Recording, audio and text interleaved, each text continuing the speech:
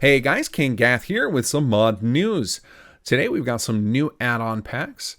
We've got to talk about the patch cycle going forward for Sim Settlements 2, and I've got some new YouTube series that I want to point your guys' attention to.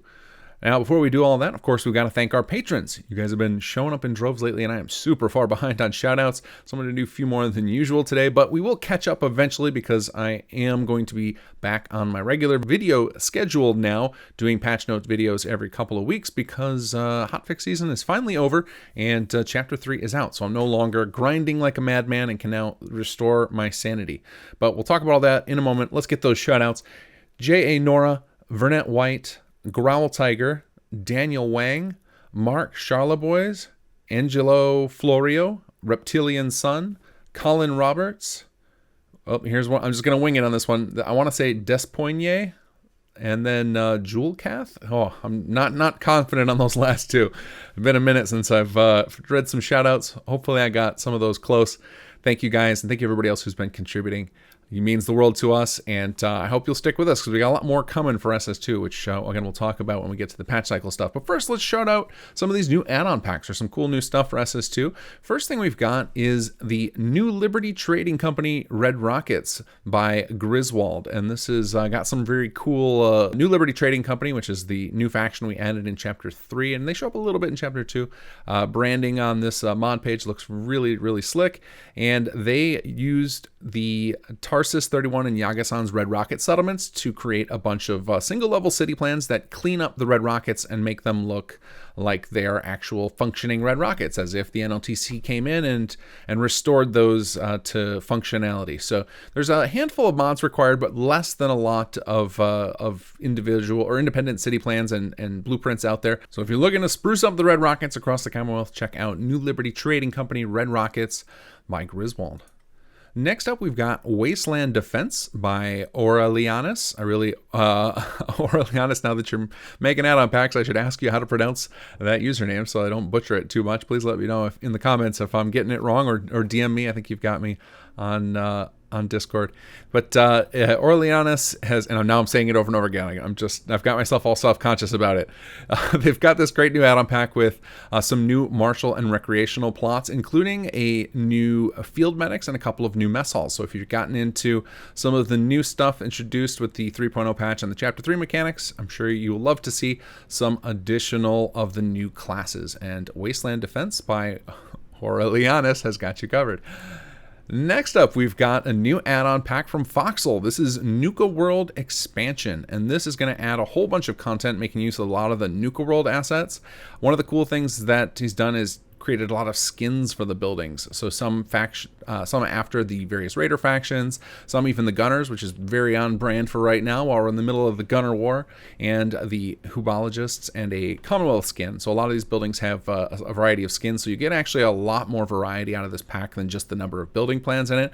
And in addition to all of those, is got some new pets for you. So if you like the pet store, this is going to take advantage of some of the many new creatures that were added in Nuka World and allow you to recruit those as your new little pet companions. So check out the Nuka World expansion by Foxel. And last but not least, we've got Shazbot's Cots by Shazbot9EE3, and this is going to add some perfect little simple building plans for your outposts. These are a lot of barrack-style residential plots with just some bunks on the wall, support multiple people, so it's going to be a great way to cram in a ton of soldiers. For those of you guys who have messed around with the mechanics, you know that we've kind of encouraged you to take your outposts and load them up with people and then distribute those people all over the place, but you need lots and lots of bunks to do that. So check out Shazbot's Cots if you're looking to blow up your Sim Settlements military presence. All right, let's talk about the patch cycle for SS2. So as you guys have seen, I have been hotfixing like a madman with the help of some of the development team, and we have come to an end on that. We're finally out of hotfix mode. We've gotten the worst bugs out of your way so that we know the quests are completable. We've had alpha testers continuing to work hard at replicating your guys' steps, and we've now gotten most of the worst of them out of the way to where now we're going to go to a normal patch cycle. Now, there are pluses and minuses to this. Obviously, some of you probably have some game-breaking bugs that we didn't get to or that we weren't able to replicate, and you're probably anxiously waiting for us to get to them. But some of those are likely going to be much deeper and more complicated than we would have been able to do successfully in a hotfix. And that's why it's important we switch back to normal bug fix cycle so that we have time for myself and other coders to dig deep into the code so that we can find some of those issues and clean them up, and then that we also have real time to test. So one of the downsides of all the hot fixing is that we are doing use cases of one, or test cases of one rather, where as long as one of our people can confirm that the fix worked, that's got to be enough to get it out, because it takes so many hours just to package up everything and upload it that doing hot fixes every day or two is not very sustainable if we were going to have proper testing done. And obviously you've probably seen that occasionally we fix one thing and break another in the hot fixes. So hot fixes were meant to be a short-term thing only, and now we're going to get to our regular patch cycle. Now, on a normal post-chapter release, I would say that we're going to be doing bi-weekly, and occasionally weekly patches, but we all on the dev team are just as excited as all of you to go play Starfield. So I would say you can count on 1, maybe 2 patches in the month of September while we are playing the mod. And then after that, we actually have quite a huge list of content. I'm on record saying several times now, we have about 2 years of additional content planned. Nothing as big all at once as the chapters, but we do have a lot of big features and some story content that was cut that we're going to try and get produced, and we're going to do it in smaller little patches. So rather than having these big semi-annual releases, it's going to be instead every couple of months we'll put out a pretty chunky patch that will have some big new features and hopefully some new story content to give you a little more depth and background on the characters that you already love. And if all goes well with that, we'll see how much longer we go on SS2. We are kind of in wind down mode, but across the next couple of years, we have a lot of things we'd like to do and accomplish with SS2 to make it feel like a well fleshed out and polished mod. So any of those issues you guys have and you're still waiting on us to fix, don't worry, we're not going to stop bug fixes anytime soon. In fact, one of my plans in the long term of SS2's life is to open up the source code so that more people can see it without having to get it from me directly. And I'm still working on a plan for how I'm going to do that I want to avoid GitHub becoming a new forum I have to monitor for issue reports.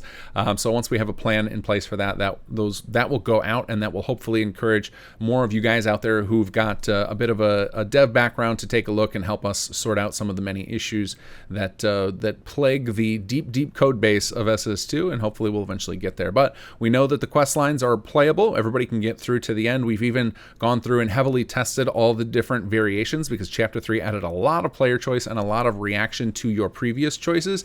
And so we've been going through and making sure that the payoffs are all there as well. And we're pretty confident that all of that tests well now.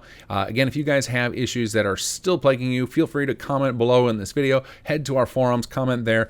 Just make sure you get it in front of people, ideally on the forums, because then we can engage with you, more people than just me. It tends to be that the YouTube comments are kind of my territory, and if you want a more productive answer, you're going to need more people than just me looking at it. So I highly recommend going to the simsettlements.com forums and posting your issues there. And basically, once somebody can replicate your issue, they put it on our official tracker, and then it gets put in the queue to be sorted out. And depending on the severity of the issue, or whether it's blocking progress from quests or causing crashes or anything like that, we have a priority system in there so that the most egregious things tend to get worked on first by the people who know how to deal with them.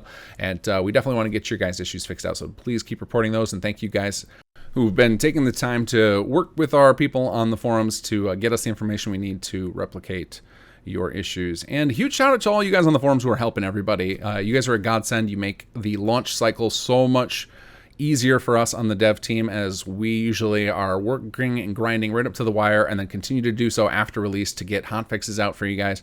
And so most of us are barely functioning at the end of the day, because we're trying to make this the best experience we can for you guys. And so you guys on the forum are heroes to us. You help to keep things from going completely off the rails. So thank you all. All right, now let's talk about the 2 new YouTube series that I've launched. So the first one is the Sim Settlements 2 Guide series. I will have the playlist linked below. Our goal is to basically create a video series that mirrors the wiki as much as possible to show you guys all the in-depth details for those of you guys who prefer to learn this information through videos, to have some visuals. Note that most of this information is already on the wiki, and we will probably be improving both. So we'll be improving our guides by looking at the wiki and also getting more information to the wiki team that we see is lacking as we're designing these guides. So hopefully both points improve and that there are a form of information that everybody likes to digest available. So we're going to try and keep these as short as possible and trying to eliminate as much of the kinggath ramble out of those video series. So I'm going to try and keep them kind of very straight and to the point as best I can, and get you guys an ongoing video series. It will take me quite a while, many months, to produce all of them that are necessary because there's that much content in SS2 and that many systems to describe. We're debating if we're going to go over story content as well in that format, but for now our focus is on all the various mechanics so that people who are coming in and maybe have just dabbled or are considering dabbling with the mechanics and they want to learn more, they'll be able to do so. The next series is that I have finally started a playthrough on Xbox, and this is going to be a live series only. Basically, on Wednesday nights, I'm playing on an Xbox One S, so not a Series S. This machine that I have next to me is probably 7 or 8 years old, I think. I might be wrong on the time of that. It's pretty old. And I am playing through SS2. I'm going to play through all 3 chapters on it. We made it about halfway through chapter 1 on Wednesday and didn't run into any showstopper issues, but the goal of that series is going to be to feel the pain of Xbox players and see if experiencing it myself and trying to force my way through the entire storyline and playing with all the mechanics, I can find any changes we can make to the mod, new tools we can add to make Xbox players' lives easier, because I know they have it rough. Outside of just Sim Settlements 2, it's just hard to play Fallout 4 completely on an old Xbox, much less a new one, just due to just design issues in the game. Things like downtown Boston are miserable for Xbox players. So I'm here to feel your pain, guys, and hopefully we come out of it with some good ideas to get you a better experience. All right, guys, take care and enjoy the mods.